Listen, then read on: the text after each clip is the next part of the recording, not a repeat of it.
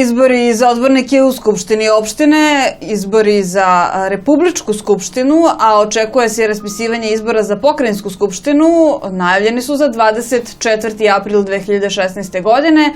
Liga socijaldemokrata Vojvodine na ovim izborima ne nastupa jednako na lokalnom, pokrajinskom i republičkom nivou. Zašto je to tako i šta treba očekivati od ove partije koja postoji 26 godina?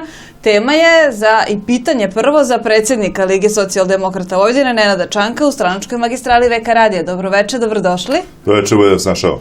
Republička lista je sastavljena i već sada znamo da ćete tamo nastupiti u koaliciji sa još dvema partijama i rekli ste da to neće biti slučaj na pokrajinskom nivou. Zašto?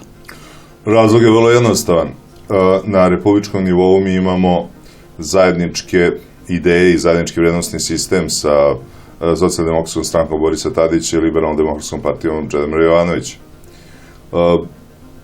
Sa jedne strane, takav način principijelnog okupljanja, nemojte zaboraviti, mi smo i sa jednim i sa drugim liderom i sa jednom i sa drugom strankom išli praktično već na izbore.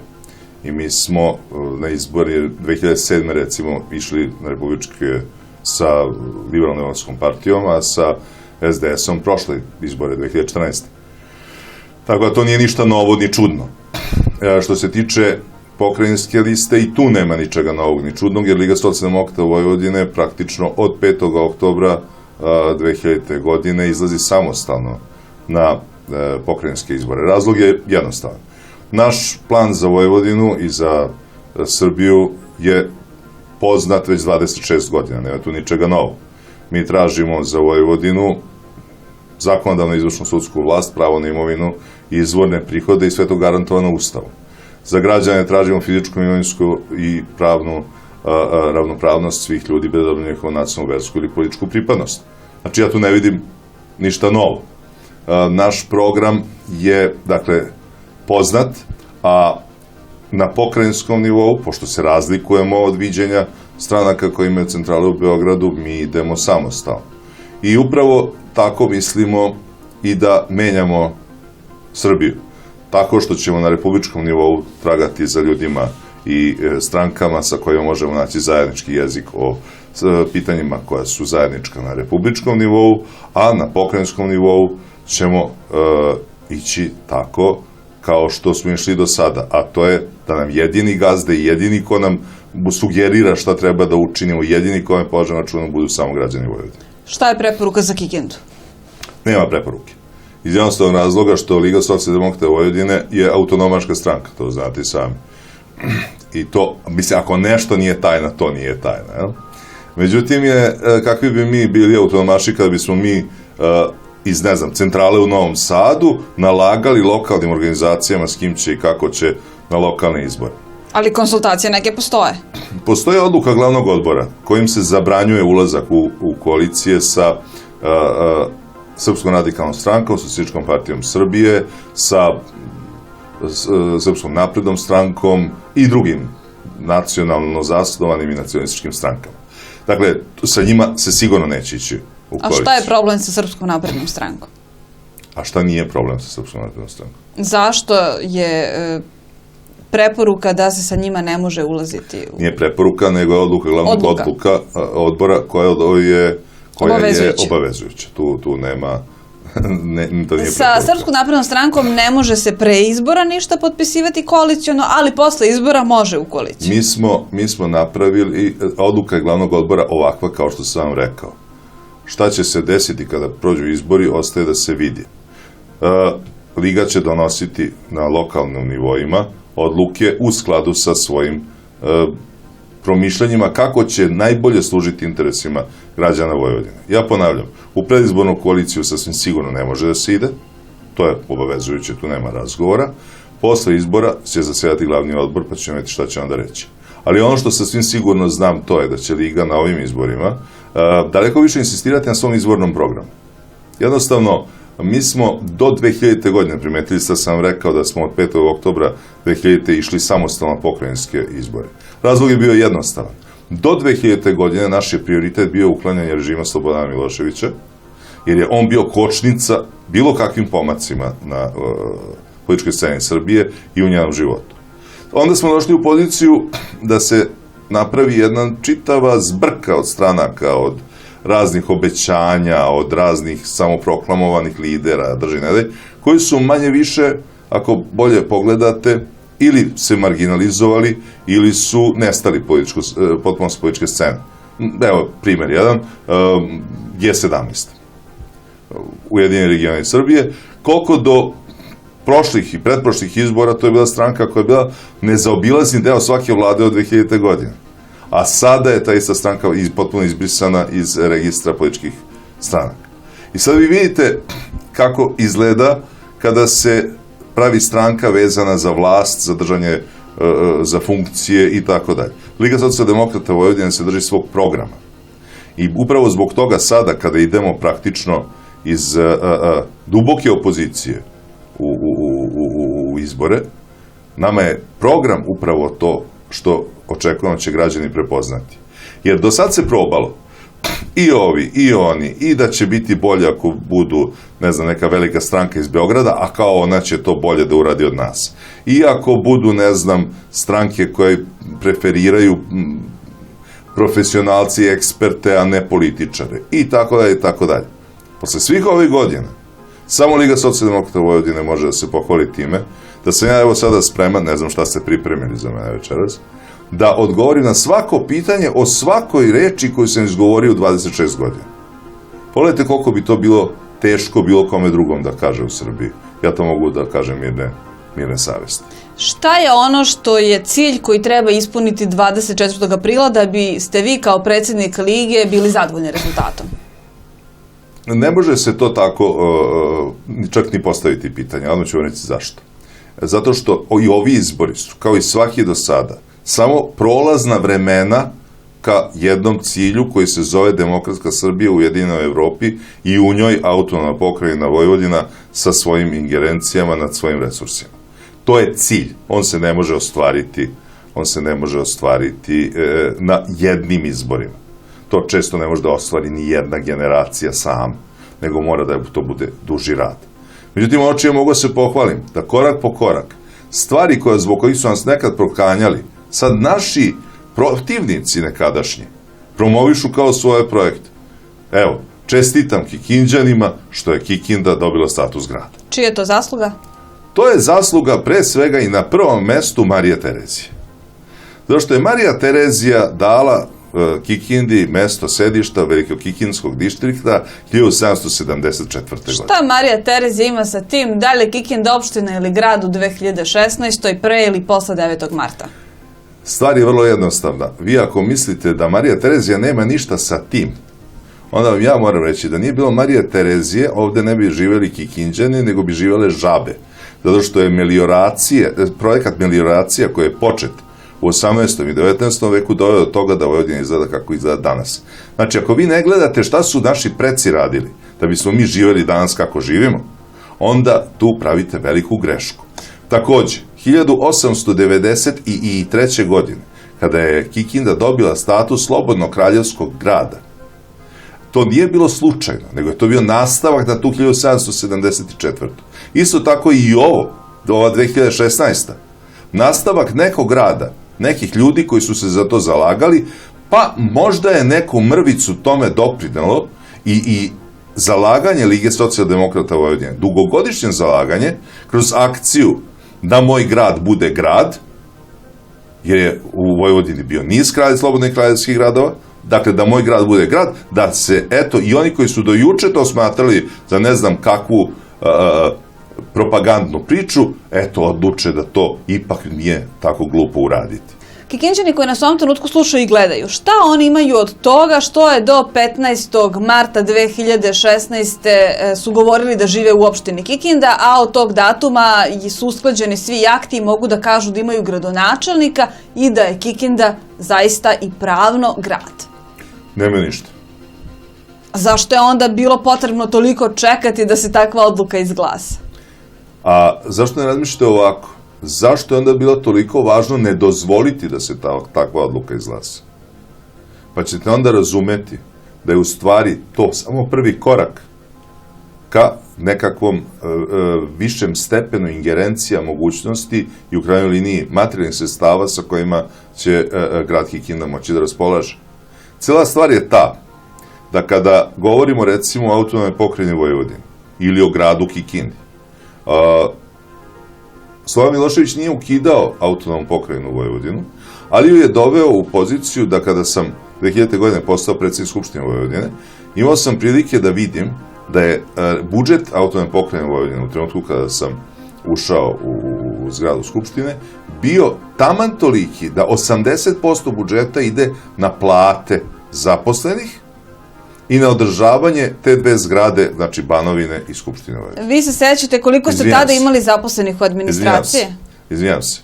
Ali hoću da kažem sledeće, da je onda radom koji smo mi uložili, postojanjem vojvođanske administracije, bilo moguće početi u taj sistem ubacivati ingerencije, ubacivati određena sredstva koja su se onda alocirala u razvojne projekte po Vojvodini i tako dalje i tako dalje. E sad, da nije bilo toga, da se to uradi, da nije bilo recimo Skupštine Vojvodine koja bi izglasala predlog omnibus zakona koji je posle verifikovala Skupština Srbije, kojim je vraćen deo ingerencija autonomnoj pokrajini Vojvodine, vi biste došli u poziciju da više nema ko da se bori za to da građani Vojvodine žive bolje. E sada, da nema Vojvodine kao političkog subjekta koji će gradu Kikindi omogućiti da živi dostojno svojih i prirodnih resursa i dostojno kvaliteta rada svojih stanovnika, vi stvarno mislite da bi se nešto tu pomerilo? Pa ne bi. Shvatite taj naziv grad, da to nije samo naziv. To je status koji sada treba napuniti sadržinom. To punjenje sadržinom, znači tada imate ambalažu u koju možete nešto da uspete. Dok niste bili grad, dok ste bili opština, vi niste imali tu ambalažu. To je razlog zbog čega je tako važno da je Kikinda postala grad. Zato je bio problem da se izvede bilo kakva priča o tome da i Novi Sad bude grad. I Kikinda, i Sombor, mi podržavamo naravno i da drugi gradovi to postanu. I Pirot, i Vršac, i već ko sve ne. Ali, ne ko sve ne, nemojte me početi razumjeti, ja nikome ne ni podaštavam. Ali hoću da kažem, da tek kada se do ljudi dovede mogućnost da odgovaraju sami sebi i onima koji su ih izabrali, direktno na ulici, svaki dan, za postupke sa zajedničkim resursima koji su im na raspolaganju, onda ćemo moći da podignemo stepen odgovornosti. Ovako, vi dođete u poziciju da se za nekakvu imaginarnu priču o Savetu bezbednosti u kome će Rusija uvesti veto na to da Kosovo, ne znam šta, ne proglasi nezavisnost, što se ne desi, ili južni tok kojim ćemo mi snabdevati Srbiju gasom, što se ne desi, na osnovu toga je naftna industrija Srbije, što je praktično vojvođanski Naftagas, plus rafinerija Beograd i fabrika maziva Kruševac, taj isti NIS, to jest vojvođanski Naftagas, prodat za tepsiju ribe.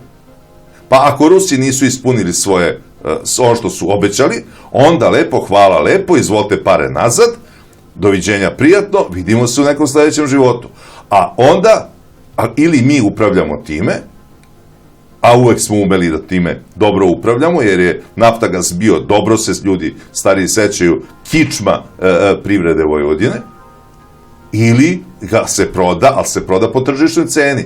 Pa onda to nije 400 miliona dolara ili evra, nego je 1.400 miliona dolara ili evra. E, to je bitna razlika. Za Mokrinčane, gde je tu bitna razlika? Izuzetno bitna razlika, jer nemojte da zaboravite da je Kikinda bio jedan od najrazvijenijih gradova bivše Jugoslavije.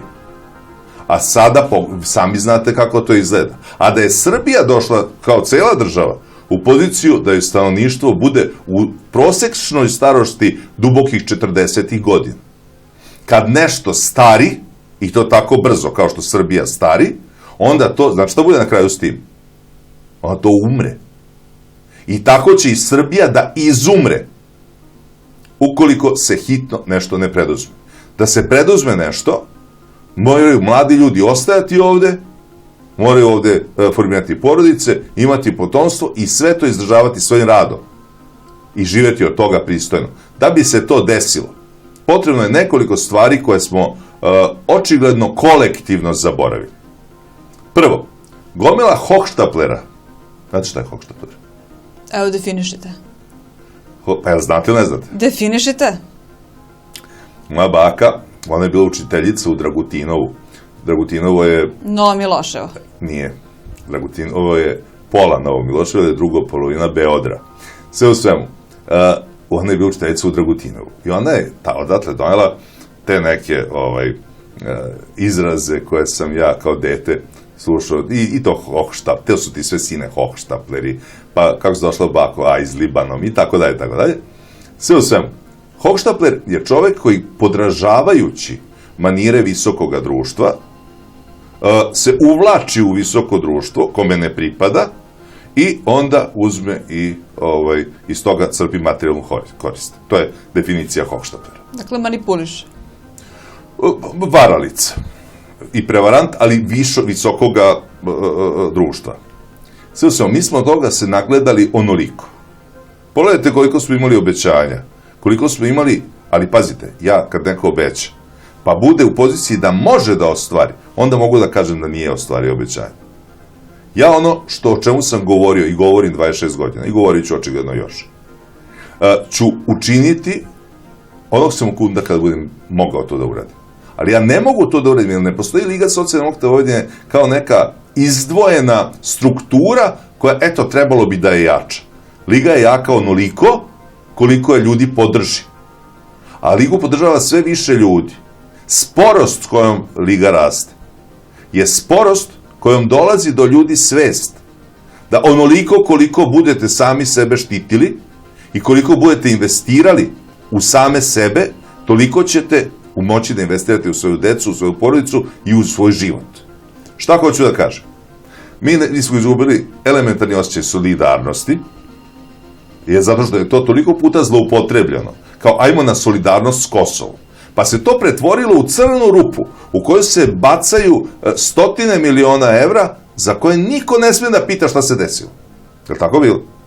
Vi ste mlada devojka i ne znate, ali Slobodan Milošević je krenuo u svoj pobedonosni pohod kroz bivšu Jugoslaviju 1987. 8. godine, praveći nešto što se zvalo zajam za preporod Srbije. Pa kao, pozajmit ćemo pare, pa će država sada se preporodi.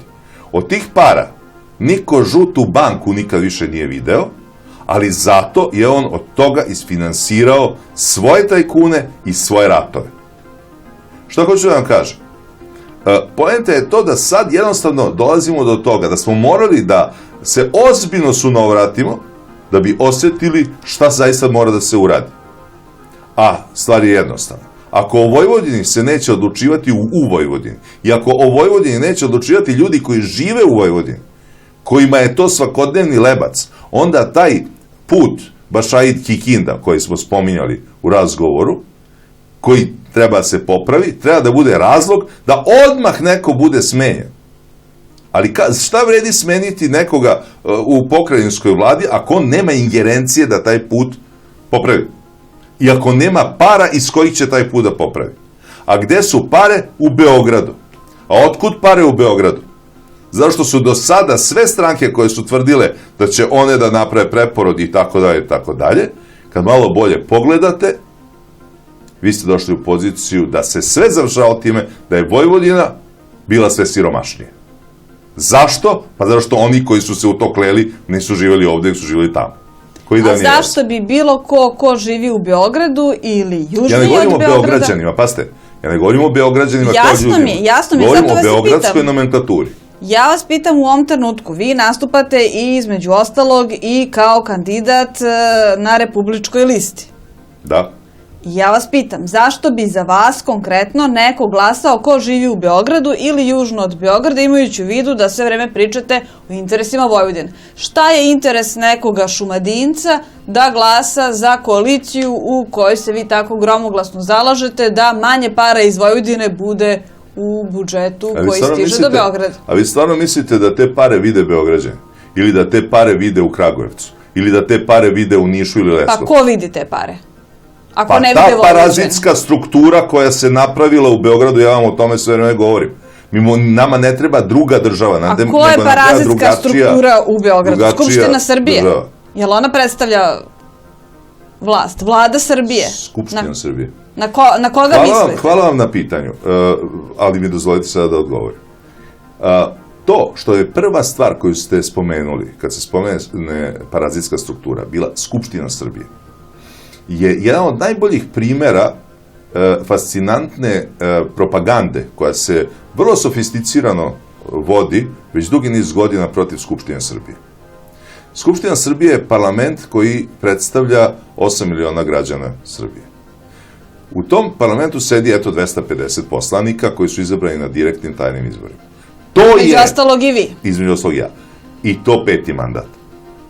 To je, između ostalog, osnova demokratije. To je osnova demokratije. Ostalo su instrumenti. Vlada je instrument. Vojska je instrument. Policija je instrument. Ono što odluče poslanici je ono o čemu moramo da razgovaramo. Umesto toga da Skupština bude mesto. Jer znate kako su nastale olimpijske igre? Pošto su starim Grcima dosadili ratovi, oni su odlučili da probaju ko je jači tako što će se sportski takmičiti u trčanju, bacanju koplja, diska i tako dalje. I onda će se proglašavati pobednik. A neće morati da se poubijaju između sebe da bi vidjeli ko je jači. Skupštine, parlamenti služe isto tome u državama. Da umesto da probamo ko će da istera svoj interes na silu na ulici, onda odemo u Skupštinu kao predstavnici i onda vidimo koliko možemo da uskladimo interese i kako da to bude najbolje za najveći broj ljudi u zemlji. Onog momenta kad vama Skupština postane mašina za dizanje ruku, a komanduje vlada, tog momenta vi gubite osnovu demokratije, a to je podela na zakonodavnu, izvršnu i sudsku vlast. Kad smo mi to izgubili? To što ste vi spomenuli Skupštinu Srbije kao prvu parazitsku formu je posljedica propagande koja se već dugi niz godina vodi, jer pogledajte tabloide. Šta jedu i koliko hranu plaćaju poslanici u Skupštini Srbije u skupštinskom kantini? Kojim kolima je koji poslanik došao na sednicu? Šta koji poslanik ne daj? Pa onda, kakve ljubavnice su poslanika? Pa je li bio poslanik pijan ili nije? 250 ljudi. Pa nema, najmanje javno preduzeće ima više ljudi nego što je to. I najmanje javno preduzeće ima mnogo više prostora za uštede od Skupštine Srbije. I kada pogledate malo bolje, vi shvatate da je u stvari ta priča o Skupštini Srbije skretanje sa pravih problema. A pravi problem je što je u zajedničku firmu koja se zvala ili zove Jugorosgas, recimo, ili kako se već zove, što oko južnog toka treba bude napravlja, mi smo dali kao država 30 miliona evra. Niko pare više video nazad nije, mada je projekat Južni tok propao. Šta se desilo recimo s tim parama?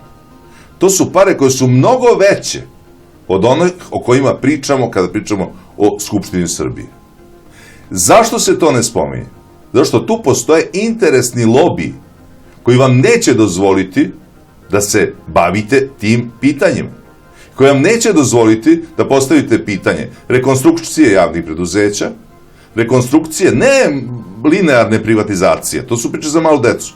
Jer privatizacijom, to jest prodajom Rusima Naftagasa, Srbija je zbog sitnih interesa tadašnjih vladajućih političara stavila sebi oko vrata energetsku omču koju će sada krv da propljuje dok ne skine, ako ikad uspe da skine, ako se pre toga ne zadavi. Upravo je to cela priča. Zbog toga je neophodno razumeti parazitska struktura o kojoj govorim je struktura birokratije koja postoji u administraciji ove zemlje, struktura birokratije koja ne samo da troši, ljudi misle potrošit će pare na plate ili ovo ili ono, nije tu najgora stvar. Najgora stvar je u tome što svako od tih birokrata još dodatno zaustavlja bilo kakve promene da bi zadržao svoje radno mesto i svoju poziciju u sistemu kojom može da vas ucenjuje, reketira, da dobijete poruku kao čovek koga slučajno znam, koji je tražio da mu se odobri neki kredit zato što je pokrenula neku proizvodnju, pa mu je rečeno, vidi, za taj kredit treba 6 papira, od kojih 2 nećeš dobiti nikad. A moj ti je savjet to što si do sad uradio da prodaš i da ideš u nešto drugo. Zašto? Zato što je stao na žulj kome nije trebalo. Te strukture o kojima govorim su ono o čemu treba da razgovaramo.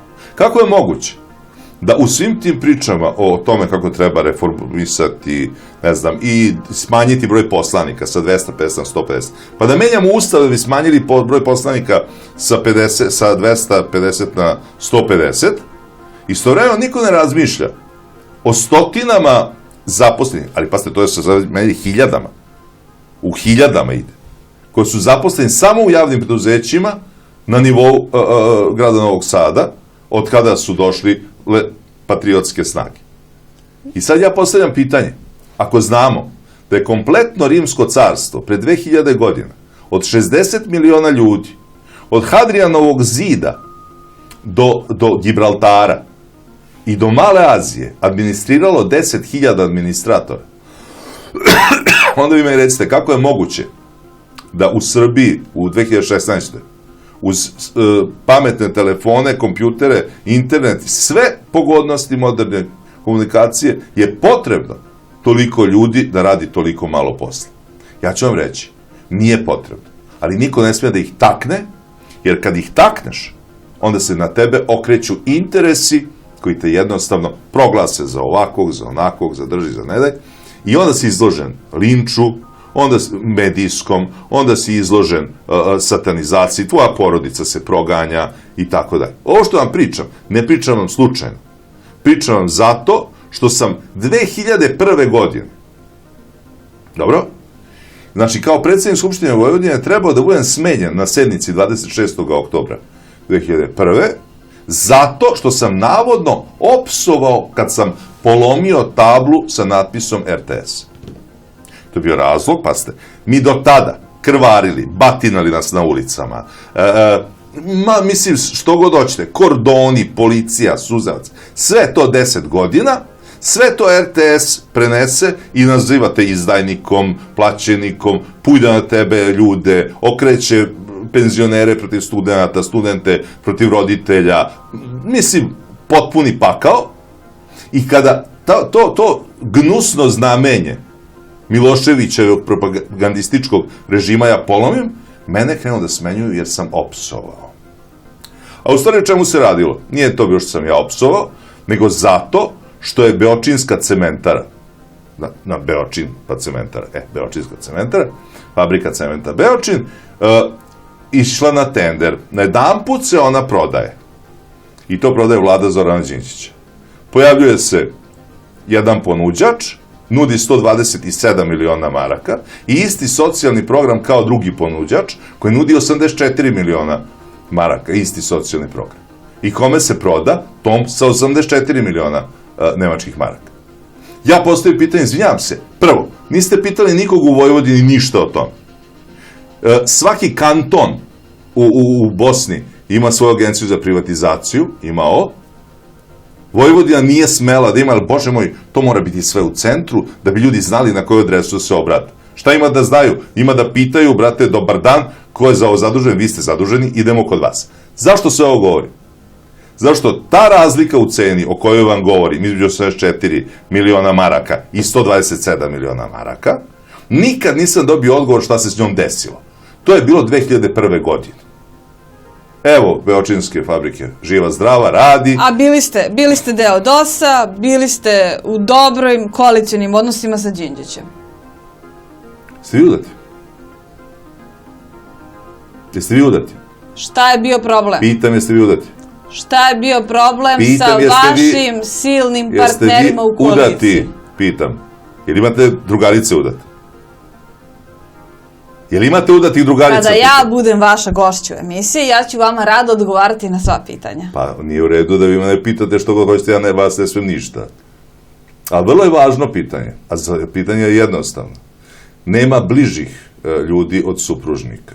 I po nivou ovih stresova, najveći stres u Evropi je gubitak deteta, a najveći stres u Americi je gubitak supružnika. A vama najveći stres bio kada ste bili na vlasti, posle 2000. Ne, dobro moja, nego sam samo teo da kažem, a to što su tako bliski ne znači da ne postoji to da muž vara ženu. Pa ste vi prevareni. Najblaže rečeno. I to ne jednom. I to ne samo u jednom slučaju. I to ne samo ja. I to ne samo u jednoj vladi. I to ne samo kao partije, nego kao svi građani. Svi smo izvarani. I ta prevara traje do dana današnjeg. I upravo zbog toga Liga socijaldemokrata Vojvodine na pokrajinskom nivou, na nivou Vojvodine, izlazi samostalno sa svojim programom da ponovimo po 1000. put, a ponovit ćemo i 10.000 i milion put, da o Vojvodini mora da se odlučuje u Vojvodini i da o njoj treba da odlučuju ljudi koji žive u Vojvodini, koji se voze putem Bašaid Kikinde. Ti ljudi treba da odlučuju o tome. Oni kojima spucaju kuće od mehanizacije, ove sad naftaške. Ti ljudi treba da odlučuju. Oni koji prodaju kuće ovde u Kikindi, kuću na lakat za 30.000 evra, pa onda kupe garsonjeru u Novom Sadu koja nikada ne bude izgrađena. Pa onda umiru kao podstanari. Ti ljudi treba da odlučuju. Zato sam vas pitao da ste ovdje. Niste mi odgovorili na pitanje koliko je, dakle, brojala administracija pokrajinskih organa kada ste vi bili na njenom čelu? Ja nisam bio na čelu administracije pokrajinskih organa. To je bio gospodin Đorđe Đukić, on je bio... Znali ste kad ste bili predsjednik Skupštine Vojvodine? Ja sam bio predsjednik Skupštine Vojvodine i Skupština Vojvodine je imala 120 poslanika i prateće službe koje su brojale 100 ljudi. A danas? 80 ljudi. A danas? Ja danas nisam niti u pokrajinskoj administraciji, niti sam predsjednik Skupštine Vojvodine. Imate pokrajinske poslanike, pratite situaciju i odlično znate koliko se broj uvećao. Pitajte njih. A broj se, evo odmah ću vam dati primjer. Kad je Liga socijaldemokrata Vojvodine imala ingerencije, uticaj na preduzeće koje se zove Urbis. To je preduzeće za urbanizam u Novom Sadu. Kada ga je preuzeo gospodin Jeftić, koji je bio naš predlog, ono je imalo 104 zaposlena. 104. Kada je odlazio sa te funkcije, posle više od 10 godina, ono je imalo 103 zaposlena. Jednostavno, to su primjeri koje niko neće da primeti. Zato što Liga socijaldemokrata Vojvodine, recimo, imala ingerencije u prošlom mandatu, valjda, nad gradskim saobraćajem u Novom Sadu. Gospodin Bogaroški je bio generalni direktor gradskog saobraćajnog preduzeća u Novom Sadu. Kada je otišao sa funkcije generalnog direktora i došli su nova garnitura, novi izbori, novi ljudi, ljudi iz DSS-a, Demokratske stranke Srbije, prema kojoj mi gajimo, evo već dugi niz godina, jednu zdravu i otvorenu netrpeljivost, mislim, kako da kažem, uzajamnu, su vrlo pošteno rekli da je to jedno od najbolje održavanih preduzeća koje su ikad videli, sa obnovljenim voznim parkom, sa rešenim svim finansijskim pitanjima, sa računima koji su bili puni novca, i tako dalje, i tako dalje. Šta hoću da kažem? Vi mene stalno hoćete da navedete da ja sada treba da se pravdam za partijsko zapošljavanje u izvršnom veću, to je sada vladi Vojvodine, po pojedinim sekretarijatima, a ja o tome nemam podatke, jer da ste mi rekli da ćete me pitati, ja bih vam to doneo službene podatke. Da izmišljam sada ne pada mi na pamet, ali znam jedno, to sve nije ništa prema onome kakve se stvari događaju u javnim preduzećima van Vojvodine. Razlog, Vojvodina ima 3 javna preduzeća, a Srbija ima 168.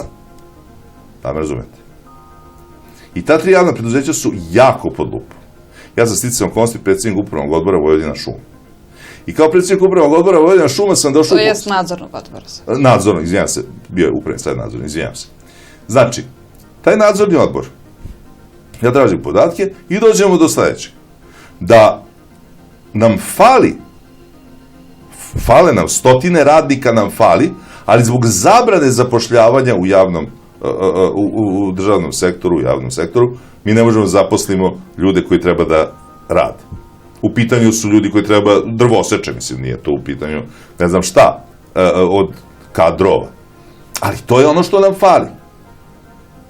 Međutim, eto, zbog linearne te priče, zato što se nafrcalo tih partijskih kadrova po raznim, recimo informatika u Novom Sadu, pitajte nekoga o tom preduzeću. To znam jer tamo živim, pa eto, čujem. Međutim, pazite, vi mene pitate te stvari, zaboravljajući da sam ja predsjednik stranke koja je demokratska stranka. Demokratska u svojoj suštini.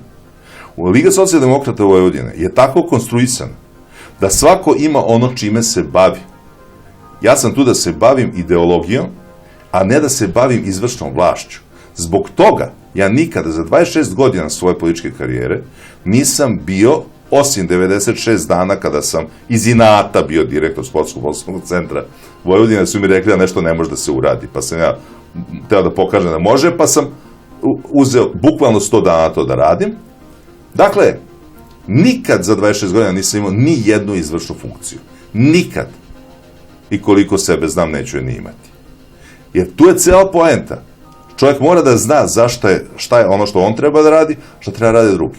Ako vas interesuju ove stvari oko partijskog zapošljavanja, apsolutno je jasno da smo svi protiv partijskog zapošljavanja. Naravno da treba da dođu profesionalci, a ne partijski ljudi. Ali naravno, kada vi znate da imate niz onih koji se predstavljaju recimo kao politički analitičari, kao veliki profesionalci, eksperti i stručnjaci, a u stvari su peta kolona pojedinih stranaka koja služi tome da pod izgovorom nezavisnosti, Bože moj, njihove stručnosti i ne znam, ekspertskog promatranja stvari, navode vodu na jednu vodenicu, pomerajući polazne osnove tako da više odgovaraju ovoj ili onoj strani. Tu je cela priča. Kako vi očekujete da mi u Vojvodini nešto uradimo, ako ne budemo imali takvu vojvođansku vladu u kojoj će predsjednik vlade, evo, konkretno, to je sad bio Bojan Pajtić 12 godina. Bojan Pajtić, ili bilo ko na njegovom mestu, je morao, kad god su protesti paora u Vojvodini, da uzme i da sedne na prvi traktor i da ide sa ljudima, jer on je njihov predstavnik. Da je država Srbija bolje uređena, onda bi paori došli Pajtiću pod prozor, pa bi onda njega jurili po holovima Banovine, ako bi on mogao da im reši problem. I da je država Srbija dobro uređena, to bi onda tako i funkcionisalo. Da na pokrajinskom nivou mogu da se reše problemi i subvencija i svega ostalo. Ovako kako je sada uređeno, sve mora se rešava u Beogradu i ono je najjednostavnije. Sve u Beogradu, ali u njega niko ne može da uđe.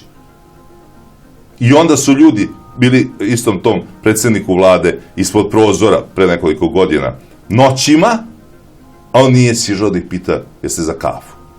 Tu je problem. Nama treba vojvođanska administracija koja će biti podjednako efikasna i u tome da ono s čim raspolažemo uloži na najmudriji način koji će doneti najviše dobra svim građanima Vojvodine i sa druge strane da bude dovoljno ofanzivna prema beogradskoj administraciji da izbori ono što nama pripada. Ajte sada, siđite sa teorijskog terena na praktični. Pogledajte realan odnos snaga partija u Srbiji, onoga što je za očekivati 26. aprila i šta sad mi možemo da očekujemo do 25. aprila. To što idealistički govorite šta bi neko hteo, kako bi bilo idealno da funkcionišu vlasti, lokal, pokrajina, republika, je super nacrtano grafički. Ja već vidim grafikone dok vi to objašnjavate. Ali kada mi znamo kako izgleda Srpska napredna stranka, kako izgledaju. Kako izgleda Srpska napredna stranka? Kao neko ko ima većinu u Republičkoj skupštini. Pa? I ne trebaju mu 2 poslanika lige da teorijski sad raspredaju što je bilo idealno. Koliko će Srpska napredna stranka dugo imati takvu većinu? Ako znate da ovoga trenutka Demokratska stranka je u vrlo teškoj situaciji, neki pričaju neki ono, ali jednocifreni broj glasača je podržava. U svakom slučaju jednocifren. Tu se svi slažemo. A do juče je imala i nož i pogaču i imala i predsjednika države i predsjednika vlade i gradonačelnika Beograda, gradonačelnika Novog Sada, gradonačelnika Niša i svu vlast svugde i stalno i nije je efektuirala. Zašto? I zašto je sad tako pala? Zašto je tu bila ogromna količina onih koji idu uz svaku vlast. I to se raspadne u paramparče. Evo, kažete mi vi, mada ne volite vam postavljam pitanje, kažete mi vi, ako imate u Nišu danas, dok razgovaramo, 2 liste Srpske napredne stranke, koje i jedna i druga podržavaju Aleksandra Vučića, a uzajamno ne mogu očima da se vidi. Šta vi mislite, dokle će da traje stranka koja daje u trećem po veličini gradu u ovoj zemlji 2 liste? Šta mogu da donesu predsjednički izbori sledeće godine? Ja bih pre rekao, to jest više se nadam šta bi mogli da odnesu, a ne šta da donesu, znate. A to je da odnesu Tomu Nikolića pravo na smetlište istorije, kako da vam kažem. A što ovo je stvarno sramota, mislim, stvarno sramota. Aleksandar Vučić mora da ga podrži sledeće godine. Ne mora Aleksandar Vučić ništa. To mislim, zašto bi morao? Šta biste vi njemu predložili da ste vi njegov prvi savjetnik i da sada gledate kompoziciju izbora? Premijera Srbije u ovom trenutku, lidera najveće partije Srpske napredne stranke. Zašto Aleksandar Vučić ne bi podržao Tomislava Nikolića za predsjednika još jedan mandat? Koga on može da ponudi kao tako veliku figuru koja može biti predsjednik? Imali SNS tako značajnu figuru? Pa tu i jeste problem. Lidera. Hoćete da vam dam stvarno rešenje, da hoćete da vam pričam kako otprilike? Dajte mi stvarno rešenje. Evo da ću vam stvarno rešenje. Kad dođe vreme za predsjedničke izbore, onda se na brzinu promeni način izbora predsjednika, pa ispadne da predsjednika bira Skupština. I onda? I onda izabereš koga hoćeš. I onda onaj ko ima većinu izabere koga hoće, pa onda ima uvek i predsjednika i premijera u istoj trošku. I vi očekujete promenu Ustava u roku od godinu dana? Ne, nego promenu ovoga dela, ovoga o čemu vam sada pričam. Jer ako vi mislite da će Toma Nikolić da izađe na Megdan Ivici Dačiću, a Ivica Dačić ne stigne umeđu vremenu u zatvor zbog afere Koferče ili nemam ja pojma zbog čega, već sve ne, onda i da će Tomislav Nikolić da nadgovori i da bude ubedljiviji od Ivice Dačića građanima Srbije, tu se vi grdno varate. Ako se ne promeni izborni sistem i ako se ne pojavi neka ozbiljna figura na... Nije realno da će se menjati izborni sistem tako kratko. Izbori 24. aprila, dok se formira nova vlast, dođu godišnji odbori, dok profunkcioniše parlament. Eto, nama 2017. Kažete mi jednu stvar. Šta vi mislite o ovome novinarstvu u Srbiji? Postoji slobodno novinarstvo? Pa da li vi slobodno govorite u studiju VK radija? Pa problem u tome što vi slobodno govorite, a mene ste zvali da vam budem gost. Pa vi iznosite svoje mišljenje, a ne pitate mene. A meni ne date da ja vas pitam za vaše. To isto ste rekli i u TV studiju. Pre manje od godinu dana. Uvek iste zamerke. Što samo znači da ste vi vrlo postojani u svom karakteru. Ja tome kličem, to je izvanredno. Ali mislite o tome. Ja vam ponavljam, ili će se menjati izborni zakon, ili će se morati napraviti neka druga konstrukcija. Kao na primjer? Ja sad ne mogu da domaštam, pazite, to je vrlo politika živa stvar. Vi ste imali sada jednu situaciju koju niko nije mogao da pretpostavi, a to je da će 4 dana kampanja stajati zbog poplava. I vi imate 4 dana gde stranke opozicione nisu u kampanji, a pozicija kaže mi nismo u kampanji, ali je stalno prisutna na svim medijima, jer sa aspekta vlasti, s pozicije vlasti, mora da bude, jer rešava operativne probleme. I dobijate jedan debalans u startu. Eto, recimo, to je jedna lukavost koja je upotrebljena, koja nije, može neko reći nije fair, nije u redu, nije oko, tako je kako je. Vi imate poziciju da Dakle, da partije imaju problem sa parama. I ova 4 dana svakako ne bi imali mnogo sredstava za nastup u medijima, pogotovo jer je početak. Da se to desilo u finišu, pa da onda kažete koliko ste oštećeni. Prvo, partije uvek imaju problema s parama. Ali je stvar druga. Ta 4 dana kampanje nisu bili 4 dana da se ne pojavljuje na medijima ili šta tako, ili da se ne puštaju, ne znam, spotovi, nego je prekid kampanje, znači prekid aktivnosti, što znači da se ne ide na teren, ne obavljaju razgovori sa ljudima i tako dalje, nego se bavimo, ne znam, elementarnim nepogodama. Tako je barem bilo to predstavljeno. Ali liste još nisu ni završene. Prema tome, ko će da ide u kampanju od vrata do vrata ili da lepi bilborde koji još nisu ni odštampani, ako vi niste sakupili ni dovoljno potpisa za liste kandidata? Znate li ko je bio John Napolitan? Jozef Napolitan? Evo, objasnite, izvolite. Odmah ću vam reći. Jozef Napolitan je bio rodonačelnik političkog marketinga u Sjedinjenim Američkim Državama.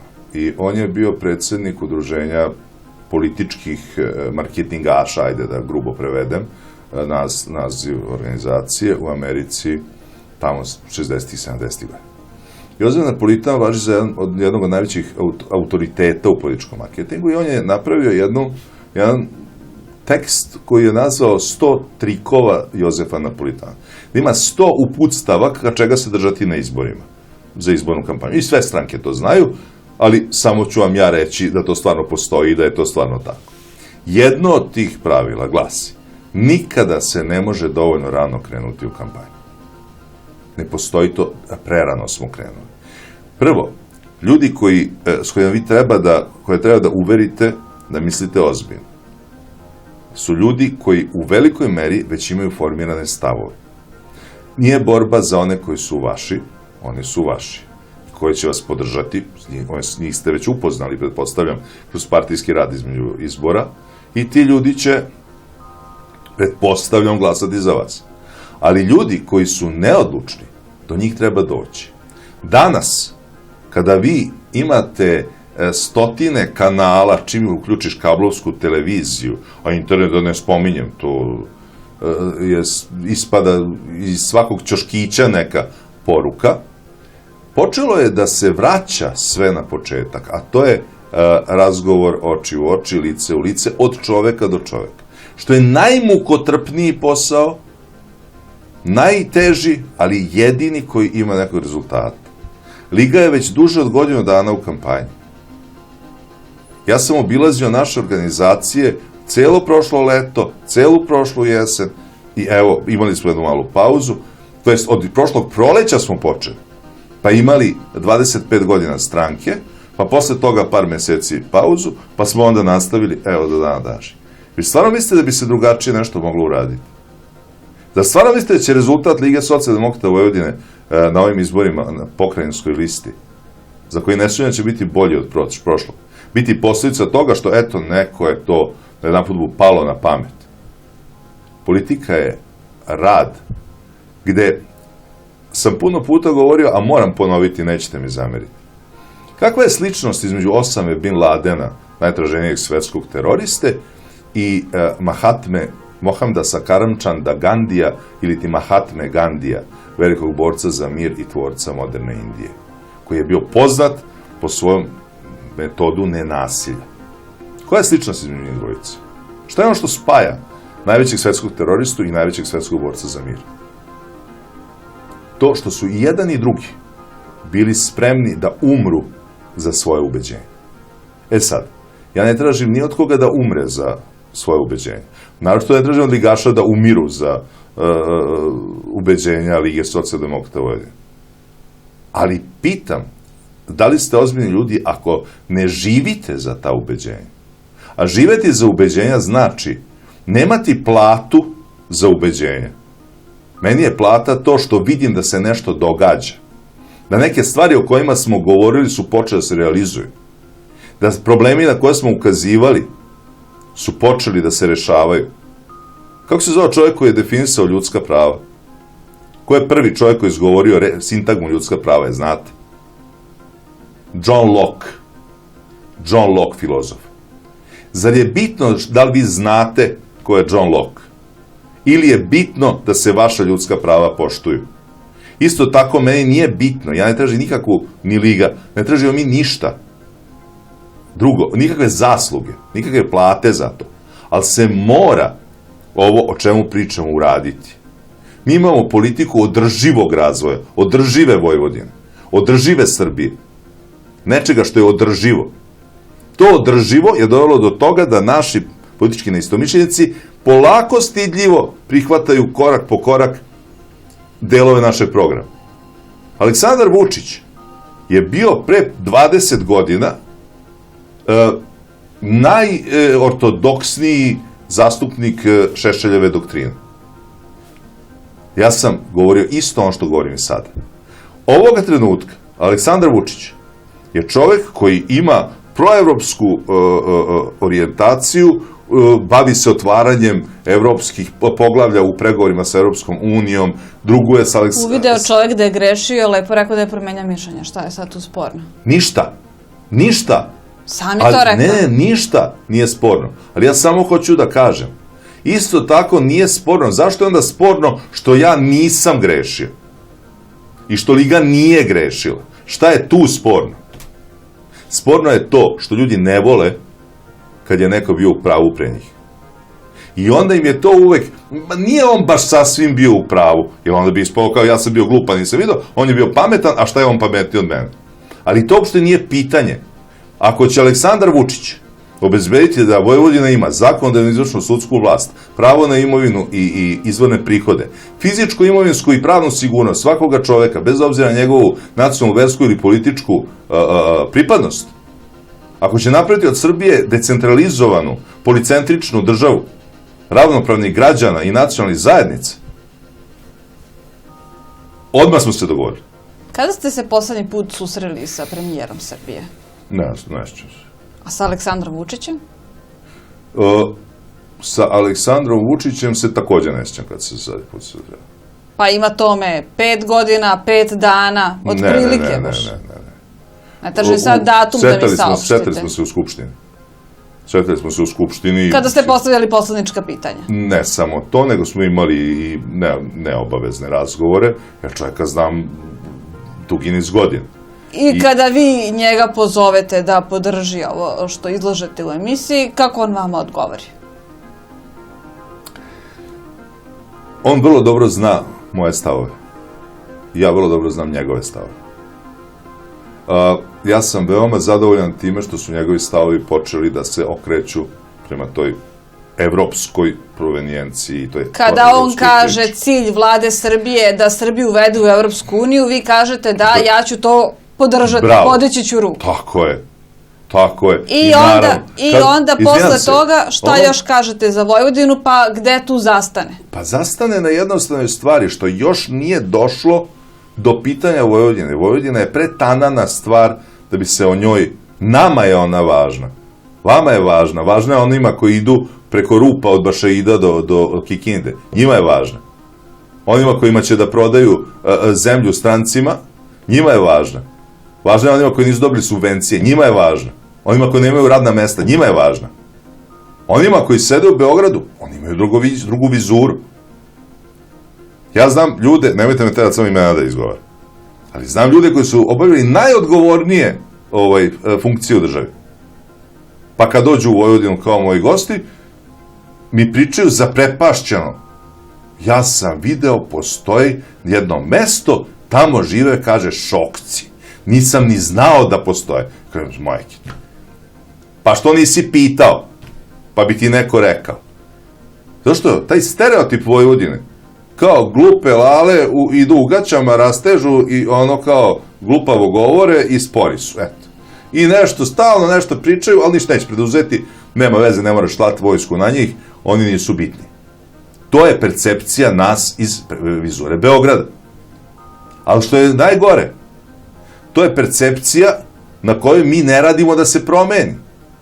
Ja se ne zalažem ni za šta drugo, osim za jasnu situaciju. Ne možete vi od mene očekivati da ja vas poštujem ako vi živite u Kikindi, radite u Kikindi, podižete dete u Kikindi, a ne mislite dobro Kikindi. Živite u Vojvodini, ne mislite dobro Vojvodini. Živite u Srbiji, ne mislite dobro Srbiji. Kako da vas poštujem? I kakav bi ja čovjek bio, ako bi meni bilo važnije kako žive ljudi ne znam gde, nego kako žive moji susedi u Novom Sadu i okolini. Kakav bi ja bio čovjek? Znate ko je, upoznao se jednog autonomaša, ja sam bio fasciniran. On se zove Dragan Marković Palma. Ja njega znam iz Skupštine i uvek sam imao prema njemu ozbiljno ne rezerve. Jednostavno, čovek koji je drugovo sa Željkom Radnatovićem Arkanom i mislim, uopšte nije čovek iz mog miljeja, ne znam takve ljude. Pozove on mene jednom da budem njegov gost. U Jagodini. U Jagodini. Odem ja u Jagodinu. Da vidite kako je sređen grad. Da vidim kako to izgleda. To izgleda. To izgleda. Kako god to kome bilo, to izgleda. Poželili ste Jagodinu u Vojvodini? Ne poželim Jagodinu u Vojvodini. Nego poželim da se Vojvođani prema svojim gradovima odnose kao Palma prema Jagodini. U smislu tom da sa toliko žara i sa toliko zalaganja. On kaže, evo treba mi, kao pravi sad postizbornu koaliciju kao pravi vladu, kaže, dobri pošteni Palma, hoću žirafu. Kako žirafu, je stilu? Svećate se priča sa žirafom? Svi se sećaju priča o žirafi i zoološkom vrtu. Ali bar svi znaju za zoološki vrt ili za muzej voštanih figura. I za akvapark. Ali pazite, najsmešnija stvar. Koliko košta žirafa? 500.000 evra. Kako 500.000 evra žirafa? Aman zaman, pa ne može košta 500.000 evra žirafa. A kaže, dobri Palma, a žirafarnik?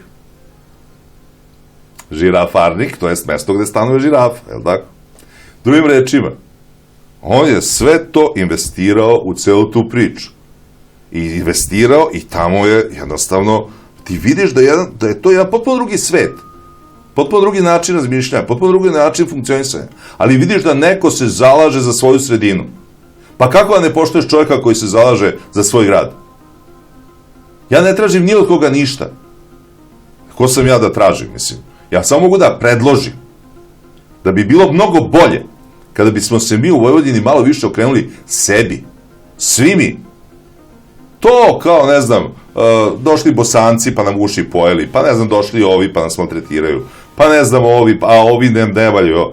Kad bi malo bolje pogledali, svi rupa na putu Bašaid Kikinda ne pita čiji će točak da otkine. Je li tako? Isto tako, ne pita bolnica kad dođete u nju za koga nema lekova. I ne pita u jaslice za koga nema mesta u jaslicama. Nego jednostavno nema. A svega može biti ako se složimo i jednostavno ne damo svoje. Ništa više. A zašto mislite da će neko podržati listu kad ja ovako govorim?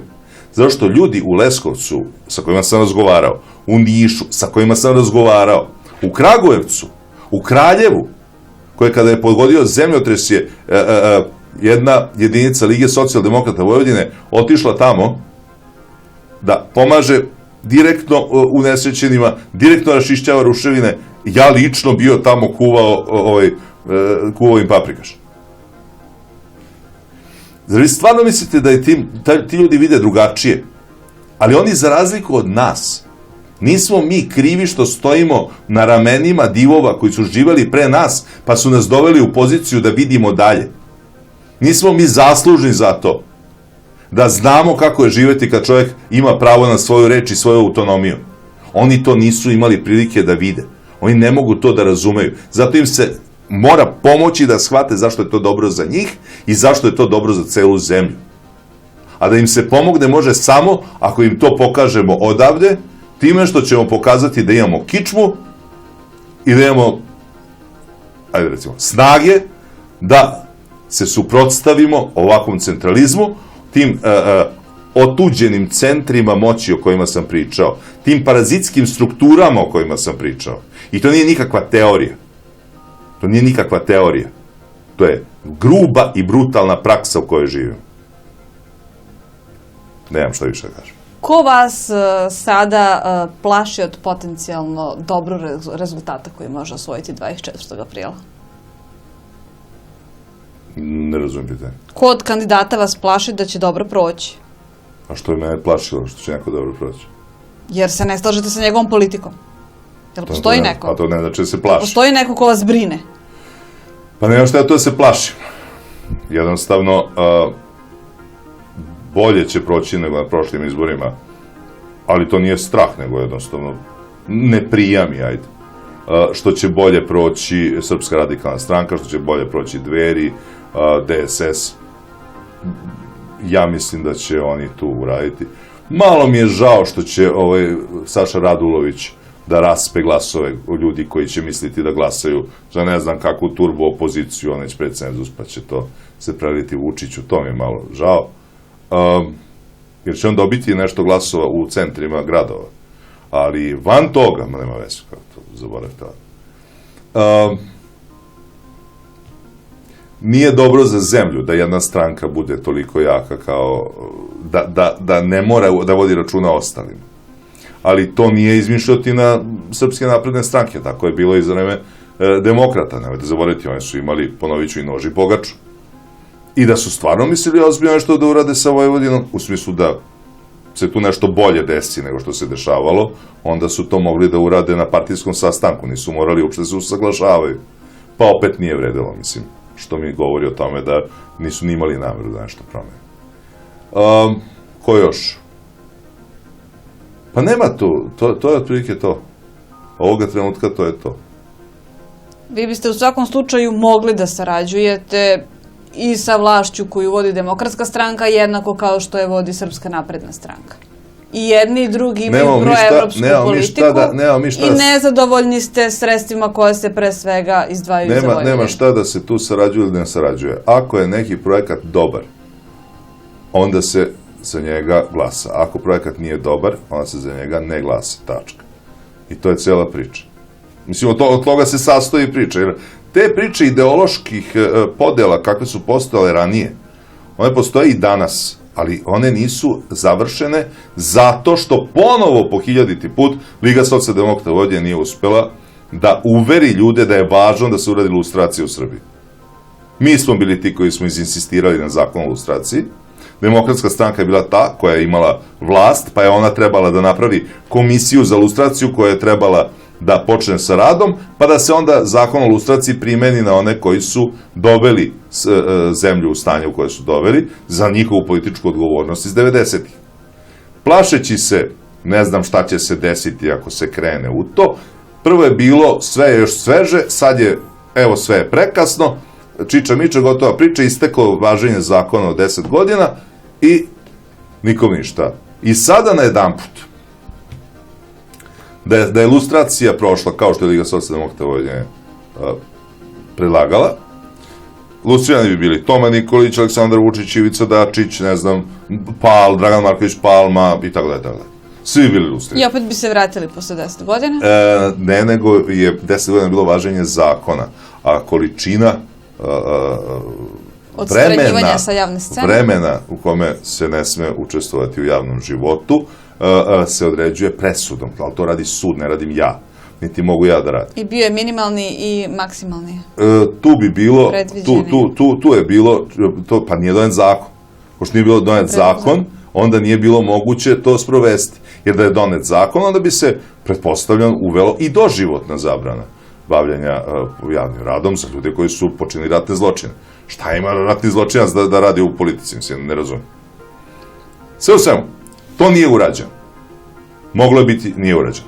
Ja ne mogu na to da utičem retroaktivno. 100 puta sam ponovio, evo, po 1000 put ću ponoviti, ogromna je šteta za zemlju što to nije urađeno. Nije pa nije. Međutim, evo, sad imate situaciju da pošto nije urađeno, svi sad relativizuju istoriju. Pa evo, nije to baš tako ni taj, ne znam, Draža Mihajlović bio rđav. Pa evo i ovaj Milan Nedić sada, kao, pa šta on čovjek je spašavao ljude, pa nije to baš tako kao što su komunisti pričali.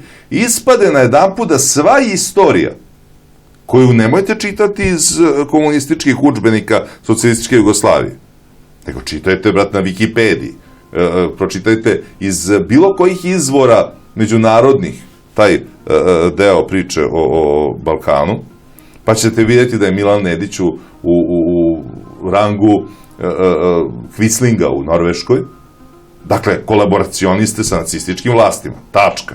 Nema šta da pričamo dalje. Međutim, sad se to kod nas relativizuje, da bi se nekako ušunjali oni koji bi sada da naslede to što je imovinu Milana Nedića i svih oni koji su bili osuđeni kao kolaboracionisti, pa bi sad nekako kroz restituciju da se njima vrati imovina, a pa zbog par zgrada u Beogradu koje bi se onda vratile, je potrebno potpuno prekrojiti istoriju. A niko ne razmišlja da ako se tako prekroji istorija, Srbija će od zemlje koja je bila u sklopu Jugoslavije na strani sila pobednica otići na stranu sila poraženih u Drugom svetskom ratu. Da li ste zadovoljni tekstom na Wikipediji o sebi? Nisam ne iščitao. Ne znate što tamo piše? Ne. Jer piše da sam debel. Piše, na primer,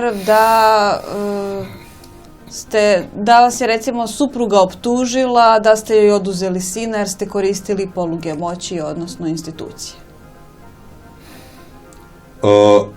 Stvarno niste čitali taj tekst? Da, ja ne čitam. Ukucate Nenad Čanak na Wikipediji, nikada to niste provjerili. Što bi ukucao Nenad Čanak na Wikipediji? Zato što imate priliku da učestvujete na izmenu teksta ukoliko su neistine. Ma ne interesuje to mene, se bavim. Ja sam jedno vreme bio na Twitteru i bio sam čak, dosta me ljudi pratilo, jedno 18.000, ako se dobro sećam. I on sam prestao. Tu sad, sa anonimnim ljudima, koji neće da se predstave, a oni znaju ko sam, znaju ime, prezime, mene, sve. To nije deo kampanje biti na Twitteru. Šta? To nije deo kampanje biti na Twitteru. Pa možda nekom jeste, možda to neko radi, ja to ne radim. A ne radim zbog to što neću da dozvolim da, kako kažem, nije fair. Nije fair da neko ko neće ni da se predstavi ima pravo da me vređa, ponižava, se samo isključi. Isto vam je sa Wikipedijom. Wikipedija je otvorena, možete da napišete šta hoćete. I samim tim može meni da napiše, ne znam, da imam 6 nogu, 8 ušiju i mislim, šta god hoćete. Pa jeste, ali vi ste predsjednik partije i imate dovoljno PR-ova koji vode računa ili bi trebalo da vode računa o takvoj vrsti tekstova? Pa ne mogu da vode računa o svakom tekstu, a verujte mi da ih ima dosta. A mene lično to već odavno ne interesuje. Zato što to da me supruga optužila da sam njoj oduzeo dete, a to je bila, uzgled bude rečeno, nedeljama naslovna strana 6 novina. 6 novina. To su bili Blic, ne Blic, nego, Kurir, Alo, Informer, ne znam jako što se smeće. Jesu li to sve tabloidi? Tabloidi. Ne, možete Wikipediju staviti u isti rang sa tabloidima. Pa ne, Wikipedija može biti i gora, jer na nju može anonimno da napiše bilo ko bilo šta. Da, ali na Wikipediji bez problema danas izmenite tekst, a u ovim nabrojanim novinama teško da ćete svakog dana. A ovo u novinama vam govorim da je to bila jedna organizovana kampanja protiv mene. I dobro, okej, šta da radim? A stvar je vrlo jednostavna. Moj sin je imao 9 godina, došao je kod mene, pošto je pipao majci na razvodu, i mi smo dobro živjeli. Mislim, nije to bilo nikakvih problema. Ja nikad nisam imao nijedan nesporazum sa njom oko onoga što je uvijek bolna tačka kod razvoda, a to je viđanje deteta. Stvarno, nikad. Kad god je hteo, je mogao da dođe kod mene i tako dalje. Isto kao kad je prešao kod mene, kad god hteo, mogao da ode kod nje. Što može i dan danas, pošto još uvijek sam mu staratelj. Međutim, šta je? On je došao sa 9 godina kod mene i rekao, tata, ja hoću da živim sa tobom. Kad vam to kaže sin, ja sam mu rekao, Milane, vidi, ti znaš da će to da bude ozbiljan cirkus. Kad on znam, ali ja hoću. Molim lepo, njegova majka u tom trenutku našla drugog muškarca sa kojim je živela, zatrudnela, mislim, sve normalna, ljudska, logična priča. Ali iz očiju 9-godišnjaka koji vas gleda i kaže, hoću da živim sa vama. Ja ne znam ko može da kaže, znaš šta, to, mislim, ne bi ja. Onda je on došao kod mene i onda se ispostavilo da ako se ne izmeni odluka o starateljstvu, sam ja u nepravnom stanju. Kod mene je dete koje ne bi trebalo da bude kod mene. Mi smo podneli zahtev za izmenu sudske odluke o tome, jer je Milan insistirao da živi kod mene i njegova majka se složila s tim. A onda je počela drama koja je trajala 1,5 godina oko toga kako sam ja njoj oduzeo, pa je to drama, pa je to... A u stvari je sve vreme bilo pitanje alimentacije. Što je, mislim, ružno reći, ali se na kraju tako pokazalo. Gde sam ja isplaćivao pošteno do poslednjeg dinara, nikad nisam bilo šta tu dovodio u pitanje, niti sam ikada izbegavao jednu obavezu vezanu za sina. Jer moj sin je moje, kako bih vam rekao, on je toliko u mom životu sve, da je sve ostalo prema njemu ništa. I to svaki roditelj osjeća prema svom detetu. Bar sam ja tako ljude sretao. I ja da nešto uskratim svom detetu, da ga unesrećem na neki način, pa ne pada mi napad. Međutim, šta? Kakva je vest? Ili ima neka vest o meni da sam privatizovao nešto, pokrao, da sam, ne znam, napravio neki cirkus, zloupotrebio fondove, da sam, ne znam, osnovao razvojnu banku pa je ukinuo, umeđu vremenu nestale neke pare, a i ta razvojna banka je napravljena tako što je propala Metals banka dokapitalizovana, pa je onda Tesla banka u Zagrebu napravljena, a onda je ova propala, a ona nije Jeste čuli nešto tako za mene? Mogli ste da čujete 3 stvari. Jedno je da sam polomio tablu RTS-a i pljuvao po njoj. Što nije tačno, samo sam opsovao. Drugo, da sam vozio motorne sanke po Novom Sadu. Što je tačno. A vozio sam ih zato što su bile toliko zavejane ulice, da je moj drugar jedan došao sankama, a ja sam kao stari ljubitelj jakih mašina poželeo jedan krug da me želja mine, jer motor ne mogu da vodim od saobraćaja nesreće iz 2000. godine. Treća stvar, da sam imao kafanski incident gde je jedan izgrednik se nedolično ponašao, biram reči zbog gledalaca, nedolično ponašao prema mojoj sinovici, a onda mene vređao, pljuvao i polio me čašom vina. Onda sam ja pokupio sinovicu i otišao kući, pa kad sam se vratio po njena kola, jer devojka nije mogla vozi kako su joj se tresle ruke, onda sam sreo izgrednika na ovome parkingu, gde on nastavio me vređa i onda sam mu ja naneo nešto lakih telesnih povreda. Lakih telesnih povreda. Ponovit ću, lakih telesnih povreda. Svugdje na svetu. Evo, večeras u Kikindi. Evo, neka gledalci sami kažu. Ako ne bude bar jedna tuča u kafani sa lakim telesnim povredama, ne bio ja koji sam. Pa nikad komšija neće reći, on je njemu naneo lake telesne. Reći će i šutirao ga, i šamarao, udario ga. Šta je laka ili teška telesna povreda su pravno definisane kategorije. Pravno definisana kategorija je, znači ništa slomljeno, nikakva povreda trajna, ništa tako. Par modrica i to je to. Ok, jesam kriv? Važi. Šta je to? To je prekršajno delo koje se goni kao prekršaj i eto, to se tako obično završi, a među pristojnim ljudima, ako si zaslužio batine u kafani, onda ješ kući, ćutiš i praviš se mrtav ko oposum, što bi rekao Boris Tatić. Elem, umesto toga, ja sam linčovan mesecima, kao nasilnik, kao lud, psihop, kao najgori na svetu.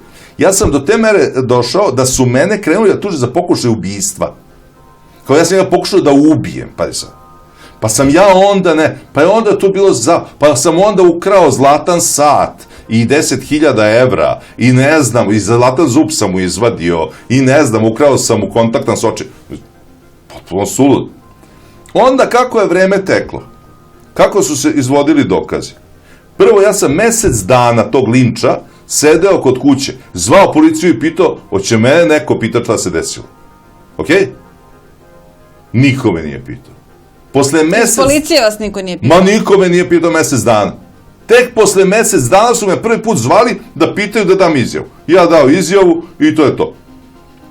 Od tada, znate koliko je prošlo? Znate koliko je prošlo od tada? Ne znam. 3,5 godine.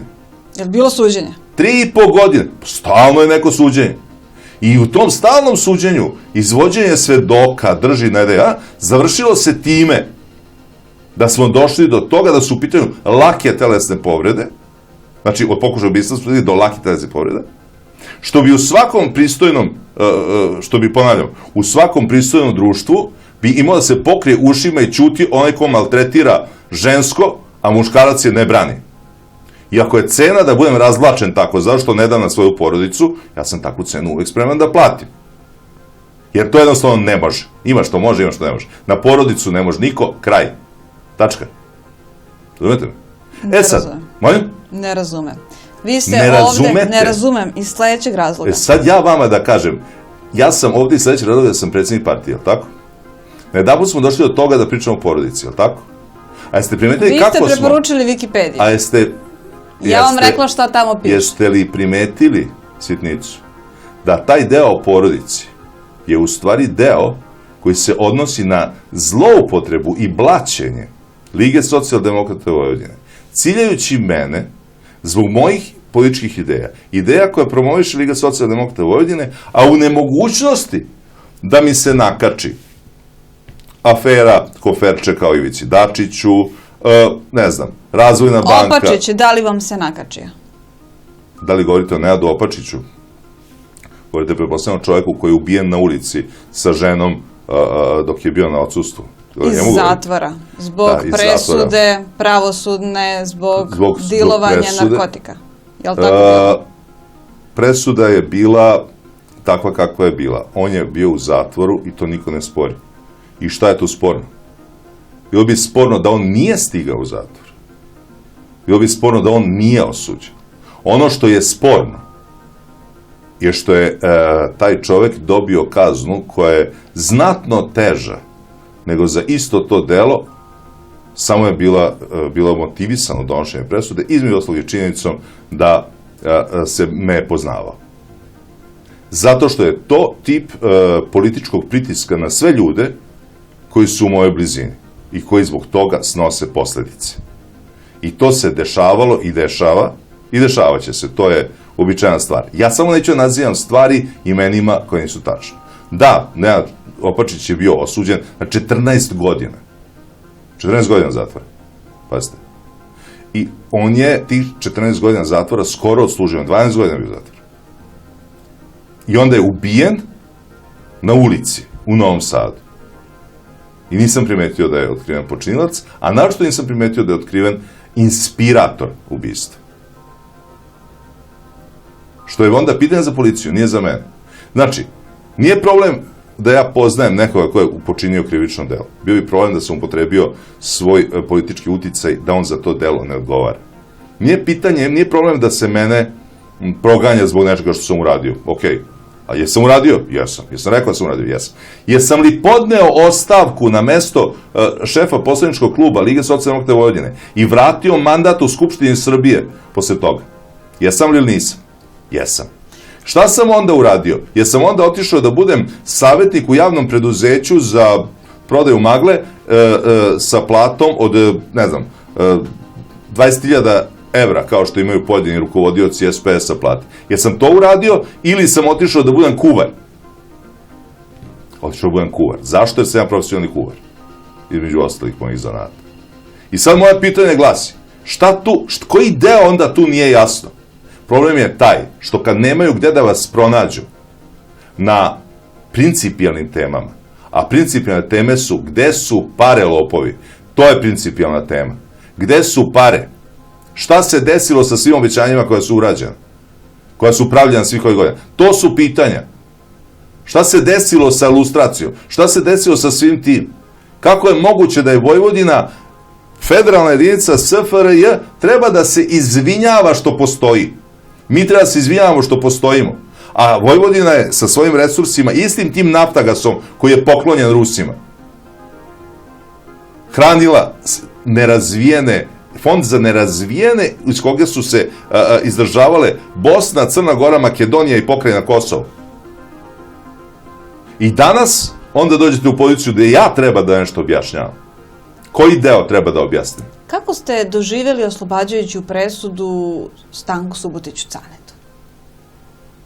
Kakve ja sad veze imam sa Stankom Dulićem Cantom?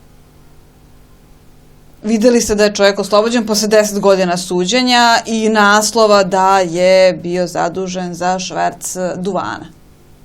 Ali kakve ja imam veze s tim? To morate pitati nekog iz pravosuđa. Ima toliko tih ljudi, evo ja sam čuo, postoji neki čovjek i oca Amsterdam. Ja uopšte ne znam ko je čovjek. Ne znam ni ko je, ni čime se bavi, ni čuo sam neki opasak kriminalac. Tu se stvar završava. Jedni kriminalac za koga znam kako izgleda, i ono, baš znam kako izgleda, je Kristijan Golubović. Znate ko je Kristijan Golubović? On je učestvovao na nekom realitiju, pa je postao toliko poznat da su deca od njega počela traže autograme na ulici. A onda se vratio... I počeo da gostuje po TV emisijama kao i vi. Tako je. Češće njega zovu nego vas, čini. Naravno, češće njega zovu, zato što on nikom ne smeta. Zato što, nemojte zaboraviti da kada čovjek se bavio prometom narkotika, znate. A 2000. godine, kada smo kao DOS preuzeli odgovornost za zemlju, onda smo u sefovima Komercijalne banke pronašli 630 kilograma heroina, čiji je vlasnik bio resor državne bezbednosti Srbije. Čemu služi 630 kilograma heroina u sefovima banke, a vlasništvo državne bezbednosti? Osim da se time plaćaju crne operacije. E pa, kako da vam kažem, on je čovjek iz struke, pa onda njega naravno mogu da zovu i on je tako neko od likova koji ne mogu nikoga da ugroze. A kada ja postavim pitanja, ova koja sam postavio u vašoj emisiji, onda jedanput će sve to da se ugasi, kao da sam govorio o ovaj vaš zid koji upija zvuk. Zato što jednostavno istina ne sme da se čuje. I upravo zato Liga socijaldemokrata Vojvodine neće prestati da je govori. I ponavljat ćemo je iz godine u godinu. Jer sam rekao pre godinu dana primedbe na način na koji vodite emisiju. Ponovit ću vam ih svaki put. Zato što ja nikom ne ćutim. Pa čak ni tako lepo ženi kao što ste vi. I za kraj, rekli ste, Wikipediju ne čitate, tabloidi su vas bili razapeli. Šta bi bili mediji, ako više niste ni na Twitteru, koji adekvatno prenose ono što vi radite, odnosno što Liga zastupa? Pa evo, zar nije ovo jedan takav medij? Šumadinci, ne verujem da će kucati na YouTube-u stranačka magistrala Nenad Čanak. To Kikinđani znaju. A zašto mislite da neće? Jer, znate, vi pravite jednu malu zabludu koja sigurno proističe iz vaše mladosti. Pre 20 godina sam ja u centru Šumadije u Kragujevcu, više ima 22 godine, bio jedini političar koji je govorio na skupu demonstracijama, koje su organizovali kragujevački oružari zbog lošeg položaja u kome se nalazila crvena zastava. Kao jedini čovjek u koga su imali poverenje, sam prvi grad koji sam obišao kao predsjednik Skupštine Vojvodine, obišao crvenu zastavu i Kragujevac, i to namensku. Tamo su ti ljudi s kojima sam sarađivao. Borili se, brate, na istoj strani. Da vi stvarno mislite da sve to što smo prošli 26 zadnjih godina nestane puckanjem u prste nekoga ko odluči da vas ugasi? To tako ide sa onima koji su živeli na medijima, koji su bili dotirani, koji su živeli od medijske prisutnosti u kojoj su se gurali trpajući novac u džepove korumpiranih novinara. A ja nisam od takvih. To nisam nikad radio. Verovatno zbog toga je trebalo 26 godina da Liga socijaldemokrata Vojvodine polako naraste na veličinu kakva je sada. A kolika je to veličina, vidjet ćemo 24. aprila. Hvala vam na gostovanju. Hvala vam što ste mi zvali. Poštovani slušalci, bila ovo stranačka magistrala VK radija i u njoj predsjednik Lige socijaldemokrata Vojvodine Nenad Čanak. Ostanite dalje uz naš program.